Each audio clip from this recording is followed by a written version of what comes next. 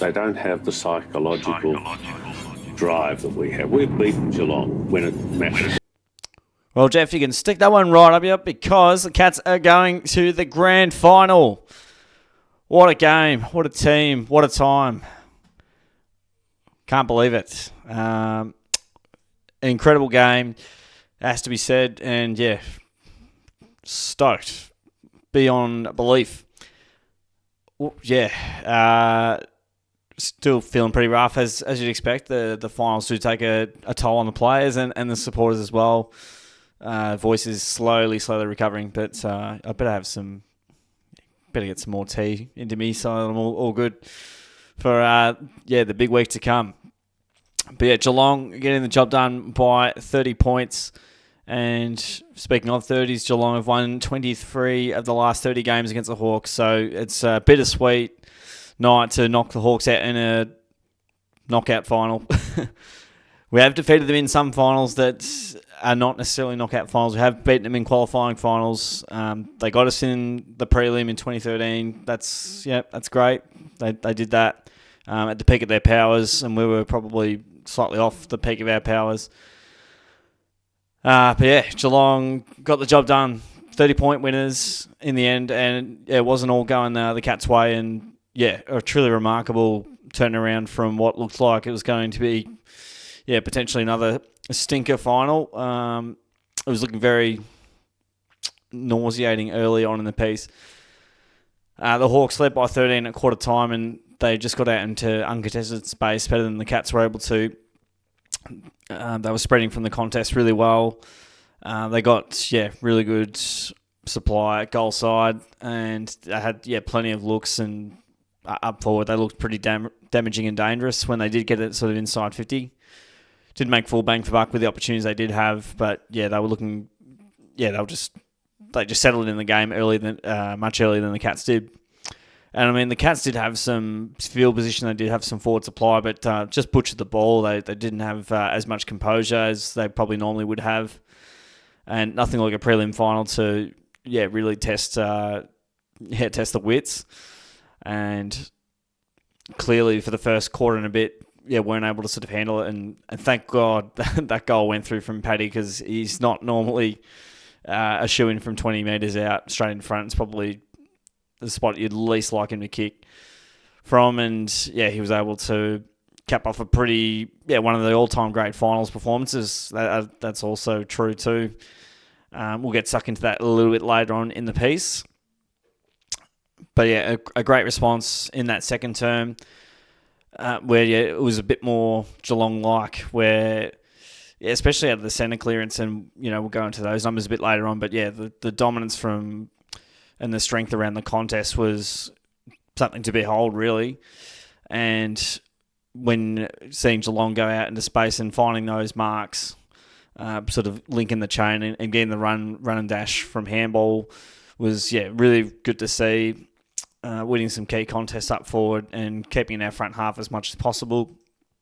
I think there was like 77 points in front half or something like that. So much from clearance. And to be in front at half time, like it was, I felt at the game going to it, it felt like Hawthorn had thrown their best punch and were absolutely all over us. And when they moved it forward, they looked like they were going to score more often than not. And then, to be in front was, I think a really good advantage for the Cats there. And sort of, stem the flow a little bit. We were able to, get some, just finish off our work really well. We saw Stengel, do some really good stuff. I'm trying to think of who converted on the scoreboard in the second term. I feel like Blitzarves might have got one in that second term as well. So many of them from play as well, not so many from the set shot. So going to half-time, pretty nerve-wracking throughout the whole game, really. It took a long time to sort of be comfortable, pretty similar to the qualifying final. And, the third quarter, they call it the premiership quarter, and boy, didn't the Cats deliver there. They were, they went to another level. They went into beast mode. Paddy went into beast mode. He was absolutely sensational in that third term. I think he kicked 2 in that third term. And it was just all happening. you even got Maxi Holmes involved there. But Sean Manor kicked a nice one. Gunston was a threat all night. And Stengel kept delivering goods. That's right. Yeah, that was down at our end, where we just kept getting really good long entries and getting on the ground. Basically, Hawthorn, when it did go inside our 50, and we had a lot of entries, which we'll get to when we look at the stats a bit more. Once we did get it to ground, Hawks weren't able to sort of cope with that ground ball contest, and subsequently, the Cats were able to sort of compose themselves with a couple of shots at goal. We saw Stengel he didn't rush it. He took that extra step and took his time and sidestepped Sicily to finish off. And I felt like Paddy did the same thing as well. I thought potentially in the past maybe he's rushed it, but he took that extra step to balance properly and just made sure that he did execute the kick. And you could argue that if those two plays there where they don't quite get a chance to compose, you can just rush it, and you can just you can just miss those as well. So did well to really respect the time. The back line was very, very strong throughout the night, and I've completely forgotten Jack Henry looked like his foot got shot in the first term, and Tom Stewart going off with a concussion, and he'll miss the grand final, which is it's a bit of pill to swallow, I think, for him personally. And first and foremost, hopefully he and the family are okay and he recovers well. That's obviously the utmost importance there. But when Henry was off and Stewart was off, it felt like, oh geez, this is a bit of a nightmare sort of starting to occur. And the steely resolve from the Cats on this occasion. Even the Hawks were going to keep charging away. I mean, in a knockout game, you're not going to die wondering. It started to fall with rain.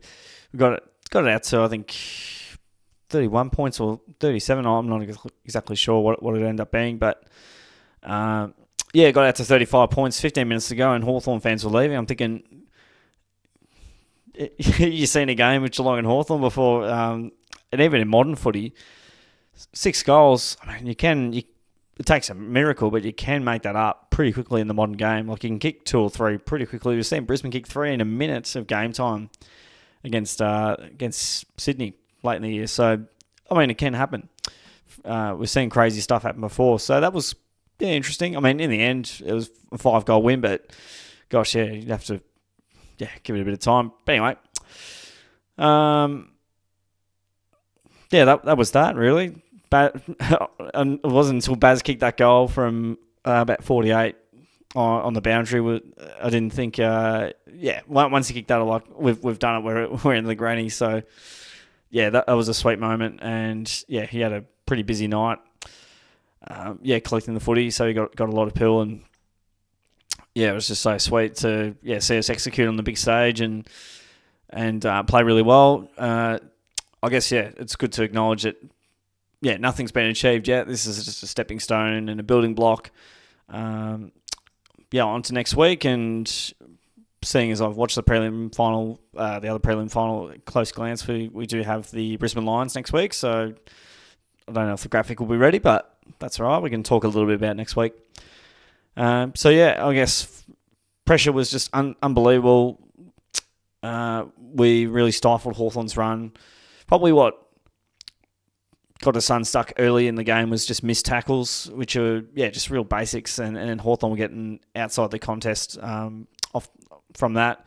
We were turning the ball over, we were hacking the ball, giving it back to them fairly regularly as well. So we shot ourselves in the foot early, and eventually got more comfortable in the game. Probably took to about a quarter of the way through the second term before we felt comfortable. So ideally you probably take 10-15 minutes to sort of settle the nerves, and it's just one of those funny things in finals. Is no matter how much experience you got out there, no matter how many times you've been there before, it feels like it's always a new game every time. And as we know, anything can happen in a preliminary final.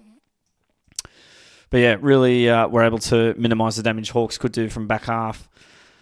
They weren't able to win it out of the contest. So clearly, when you win centre clearance and just overall clearance in the manner that Geelong did in a big final, field position is so critical, and if you give your forwards enough supply, enough chances, they with the talent Geelong's got ahead of the ball, that's going to be a massive feature, and boy, do the Cats make them pay. And Hawthorn wouldn't have conceded 115 for quite some time. So, to not only get that score, but, in a knockout prelim final, amazing effort. Couldn't be more proud of the boys and how they held themselves. And, things weren't going well. And what was also really pleasing as well was Hawthorn came back at the Cats a few times as well. But, even when they did sort of challenge, I felt like each time that we were challenged, we were able to, flip another gear and sort of try and hold off any momentum that they sort of had. So very pleased, very pleased. We'll go through some of the numbers. Plus 14 with the ball, lots and lots of supply. Inside 50s, we don't usually get that much, but we did, and we kept Hawthorn to a very substandard number of entries, so they ended up with 40 for the night. Usually get a lot more than that. Cats were better with the ball. Hawthorn, dump kicked it a fair bit as the Cats' pressure lifted. Efficiency inside 50 was not to the normal heights, but I think I'd take 66 inside 50s for not as much efficiency as what they would normally get. I think the most that they've had this year might have been 70-something. It might have been even against North Melbourne. Different ball game, obviously. Free kick count, 19-16. Umpires had an interesting night, that has to be said. Some holding the ball decisions that probably could have been paid, but it's a tough time of year. Plus 13 hitouts for the Hawks, but off the back of that, 50 clearances to 33, so it was just an incredible performance around the ball. And we look at this, 20-5, you just couldn't dream of those sorts of numbers. So that was, incredible by the Cats there, plus 15, and even around the ground as well. Geelong were able to get the nod on that occasion. Contested ball, plus 10 for the Cats, super strong, got more on the outside. Turnovers more for the Hawks, only just, but very even. Very low marking game, has to be said. The Hawks got a bit more than the Cats. So, just a pure game of chaos. Not able to find, free, easy marks. So, the chaos game definitely looked good for the Cats. Marks inside 50, 10-11. It was definitely a low marking inside 50 game. Normally Geelong get about 16, 17. Even, I think they got 21 against Brisbane week one. So, it was a much, much different game of footy. 10 contested marks to 9, so very close on that front. And, both teams had good portions of the game, and the Cats led for about 12 minutes more than the Hawks did. So, it's very interesting. More tackles for the Hawks, that makes sense. Not by much. Geelong's pressure was really good. Tackles inside 50, 18 each. So, they did whatever they could to lock it in the front half. And from the bouncers' perspective, Hawthorn a little bit more on the run and carry side. A couple more 1%ers. All right. This is when you want to get your votes. 3 votes. P. Dangerfield. What a player. What a man. 3 goals, 31 disposals. He took the 5 marks. He had a couple of tackles. He had 8 clearances. Almost gained 600 metres. Set up 2 goals as well. It was just on another planet. One of the best games he's ever played, especially this time of year. How he's still doing this at 35 is just blows your mind. How well he's been able to manage his body throughout this season, and the Cats coaching staff are playing a big part of that as well, making sure that he plays forward, manages time throughout the midfield and manage the minutes there, and basically just do whatever they can to make sure that he is fresh and ready to go to hit the final series like he has there. And that's just an unbelievable performance. One of the all-time great prelim final performances, no doubt about it. Just getting it done inside the contest, just rips that ball out like no other. Finished on the scoreboard in a big way. He made the most of his opportunities, kicking 3, a couple of snaps as well. So he was just absolutely fantastic. One of the all-time great games for a prelim final perspective, and definitely from Paddy's perspective. 2 votes. Tom Atkins. He is loving the final stage, and he had 25 possessions, took a mark as well. 11 tackles and 7 clearances. Unbelievable from him. And he also kept Jai Newcombe to 20s, and that's part why he got 2 votes. Is if there was a reason that Hawthorn were going to win, it was going to be Newcombe best on ground. Atkins said, not on my watch, able to minimise his influence. He was just like Dangerfield and Atkins, like you just marvel at the strength, the courage, the tenacity that those 2 guys have. I'm not just these 2 guys, but these guys have the most ferocity that I can recall from players. It's unbelievable. So yeah, well deserved there. And 1 vote to Mark Blitzarves. What a game he played. He kicked a goal. He had the 12 disposals, 3 marks, 11 tackles. So yeah, he was just incredible around the contest as well. He had the 29 hit-outs, 4 clearances. Yeah, he finished off on the scoreboard in a big way. He was able to go the other way with Meekie. I don't think Meekie had a big game from all reports. But yeah, Blitz was just so tough in the contest. Setting up teammates, gaining field position and territory for the Cats as he does.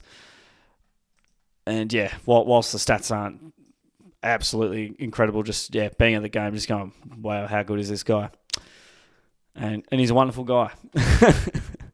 So yeah, kudos to Blitz playing another terrific final. One more good final to go, Blitz, and let's see how we go. All right, well, let's go through the rest of the list. Bailey Smith kicked a goal at the 36 disposals, 5 marks, 6 tackles, 6 clearances, almost 700 metres gained, set up 2 goals himself.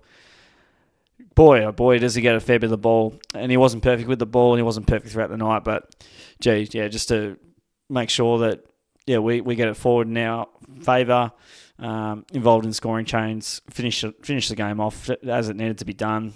To put the nail through the coffin was superb work from Baz. Maxie Holmes was really good as the game panned out and sort of went on. He ended up with a goal. He had the 25 disposals, 3 marks, 7 tackles. Also ended up with 3 clearances, 500 metres gained. Yeah, he's a marvel as well. And love his endeavour and efforts every week. Did a bit of work at half-back to sort of get in the game. So, he just needs to keep doing what he's doing. And barring any calamities this week, and I'm pretty confident he will get through, hamstrings are all good this time around. So, congratulations for Max. It's been a hard sort of story watching on with injury in 2022 and 2024. Just basically not being able to make it through to the granny, and 3rd time's a charm. So let's hope that's the case for Max. Over to Jez, who kicked 3 goals, 16 disposals, 9 marks, 2 tackles, almost 500 metres gained. A titanic battle with Josh.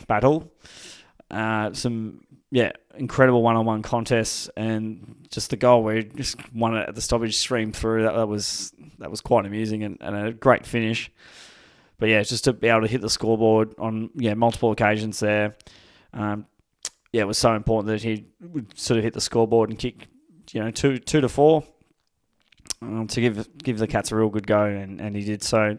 Won some key contests, had some really good finishes on goal, missed a couple as well. But again, he nailed enough that he needed to nail. Tyson Stengel played a ripper final. He kicked 3 goals, 15 possessions for him, 3 marks, 6 tackles.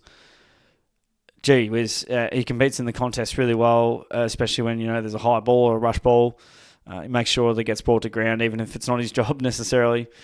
But he was ice cool and able. He'd been sort of threatening to have a big game, and he was able to finish off his work in all the right ways. So he was great. Speaking of great, Brian Myers, what a game he played. He kicked a goal, almost a sealer to get out to 35 points. He ended up with the 27 disposals, had 3 marks, a couple of tackles, 4 clearances, 4 goal assists. It's just, how good is this guy? He is the money man. His kicking is just, incredible. What more can you say?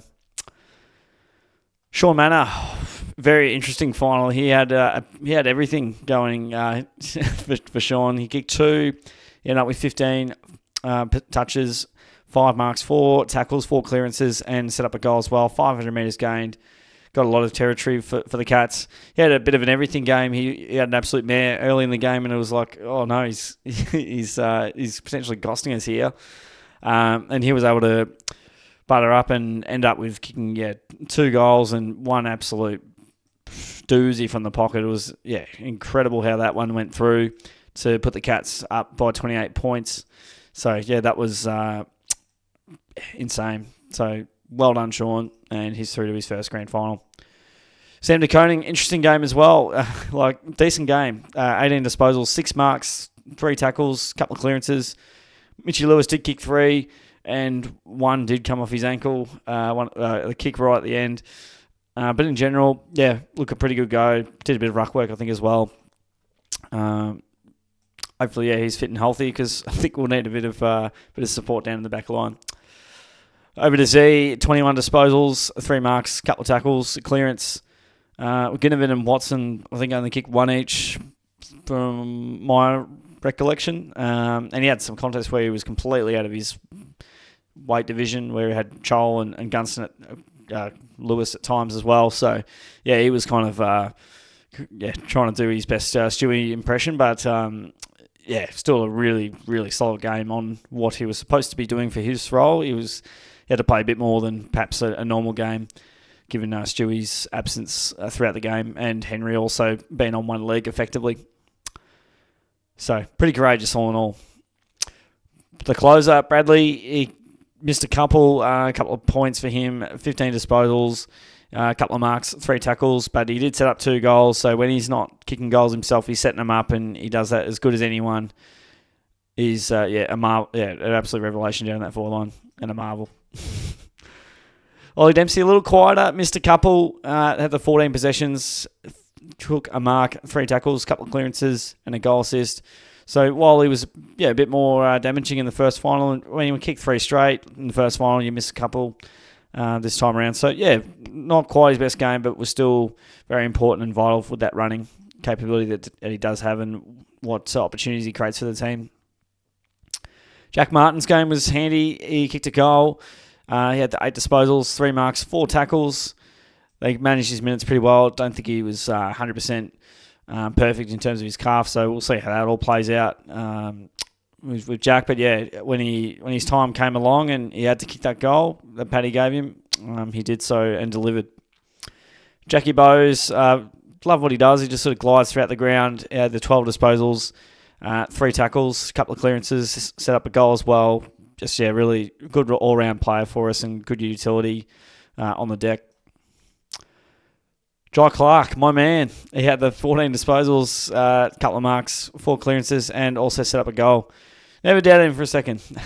But in having said that, he did have a couple of mare turnovers that like back again. Set up a nice goal for Manor, did some really good things. I'd probably have to...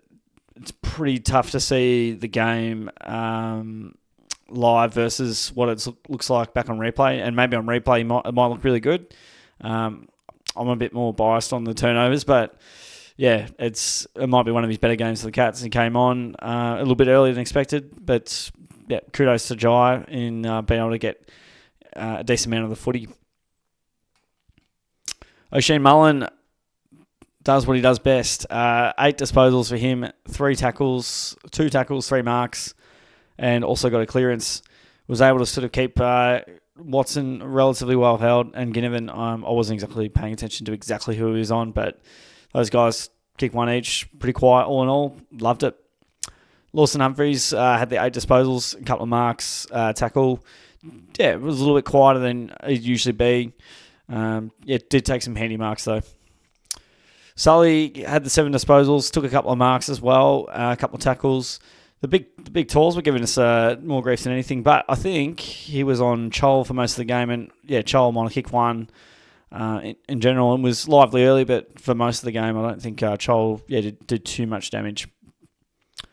So that's a good performance for Sully in a prelim final. So he's on his way to the first granny for him. Shannon Neal kicked a goal, had the 3 disposals and took a mark, 3 tackles. I reckon he went up for 15 marking contests.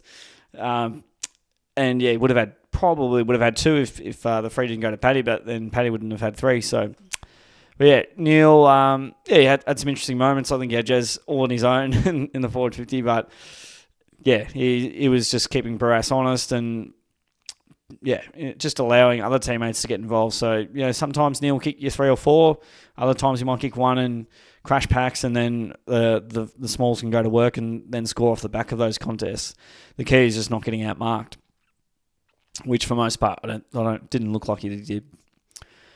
And over to Thomas Stewart, who had the 7 disposals, took a mark, and was basically on for most of the first term. But yeah, it's a really sad story. He's been there for a long time, almost 10 years now, I think. He got to the Cats in 2017. So, yeah, it's a really, really sad story that he's going to miss. And, yeah, I mean, it was only a matter of time before a player was getting a concussion in a prelim final. And, yes, insult to injury with, one of your best players not being able to make it to the grand final off the back of the concussion protocol. Clearly, his health's most important here, but I'm sure there's been plenty from the coaching regime of just getting to the stage of, all right, well, you want the best players playing in the grand final, maybe prelim final break, and ditch the pre-finals bye. But I'm not going to get to that discussion. But yeah, it is what it is, and it's unfortunate for Stewie. But yeah, we'll see how we go without Stewie. Hopefully Henry's got 2 legs next week. He didn't have much of a leg to stand on this week, but he had the 3 disposals, took a couple of marks. He was on Gunston a fair bit, and Gunston wasn't even. He kicked 3 in the end, and some was just really good supply, and some moments were just too good. But Jack, pretty brave to go out there on one leg really, and playing on literally in the goal square. So they isolated him, and he was still able to find a way. The Shark, Mark O'Connor, had the 7 disposals. He took a mark as well, clearance, and also set up a goal. So, that was really good from him. He played a very nice game, keeping people all sorted. So, it was all good. Okay. I wonder if we've got the big banner for next week. Grand final. Here we go. Oh, Cats are favourites. Bugger. Not the underdogs this time. All right. Qualifying final rematch. We're back. All right. Well, yeah, what a game this is going to be. So, the Cats through to the grand final. Brisbane won tonight over the Pies. 29-point win. 30-point win for the Cats over the Hawks. Yeah, MCG. So, we go at it again. If I'm going on recent history of teams that have won in the qualifying final and played them in the grand final and lost, I think it favours the qualifying final loser a lot more. The examples I've got in my brain right at the moment would be Hawthorn. West Coast defeated Hawthorn in the qualifying final at their home ground, lost in the grand final when they played. Then we had Collingwood beat Brisbane in the 2003 qualifying final. Then Brisbane won that. We had West Coast and Sydney trade, opposite years. So West Coast defeated Sydney in the first final. Then Sydney defeated the West Coast in the grand final. The year after that, Sydney defeated West Coast in the qualifying final, and West Coast beat Sydney in the grand final. So can't think of many examples where they've just gone 2 in a row. So recent history wouldn't suggest that that reads well, but I feel so good about how the Cats are going about it. And week 1 was, I think, a really good example. Brisbane would have loved to have gone home to a home prelim final, no doubt about that. And they weren't able to sort of get through to sort of that prelim final home ground advantage. But hey, that's how it goes. Geelong could have won that game by 10 goals. As you see there, 32 scoring shots to the Lions, 19. So, gave them a real lesson. That definitely helps. And the Cats are going pretty confident, but not overconfident. Grand finals 50-50. So, it's the best team on the day. They can execute the best. I've been tipping Geelong all the way through the final series. I think they will go all the way with it and get the job done. The Lions are going to be super challenging, no doubt about that. They're going to be, one of the toughest opponents I think we've faced in the grand final for quite some time. So, yeah, look, it'll probably go down to the wire, no doubt about that. It'll be much closer than the qualifying final, I would have thought. But, yeah, I just think Geelong have so many weapons. They've got so many stars and players that can minimise the needle movers for Brisbane as well. I talk like Cluggage and Rainer to an extent. And, yeah, just the guys that are going to get it done. Going to be difficult without Stewart, but, I mean, he was tagged in the 2022 Premiership, and then Zach Tui just got released as a spare, so they'll figure that out as need be. So that'll be fine. They'll work that all out. But yeah, so I think Geelong just maybe a couple of goals in it. But yeah, hopefully, Geelong can get the chocolates. So we'll see how we go. All right, so we'll circle back to the result. Geelong by 5 goals. It was unbelievable to be there. 99,000, one of the biggest prelim final crowds in recent times. I think 97,000 was the biggest record before that. The biggest recent crowd for a prelim final, Geelong Collingwood. So yeah, it was insane atmosphere, yelling and screaming for basically 4 quarters. So yeah, great win, great result to get the job done. All right, that's all from me, folks. Next time you'll see me is doing the grand final tip, and then reviewing the game. Hopefully after a win. The things you got to do to risk. Yeah, you got to risk feeling the worst feeling in the world to experience the pinnacle of Everest, as Paddy likes to call it. So yeah, this is where you want to be, and I hope you can just get the job done and then celebrate after that. So we'll wait and see. Go Cats. Let's get it done. One more to go. 2 hours of good footy away from before it's all done and dusted. And 2 hours of good footy away from another premiership. So yeah. Guys, hope you enjoyed the review. Like away and comment your thoughts about the game and how you see the Cats going against the Lions next week, and maybe a little Norm Smith or who you think's going to win as well. Muchly appreciated. Subscribe away so you can see how that all pans out. Appreciate you all tuning in. Have a good one, and I'll catch you on the next video.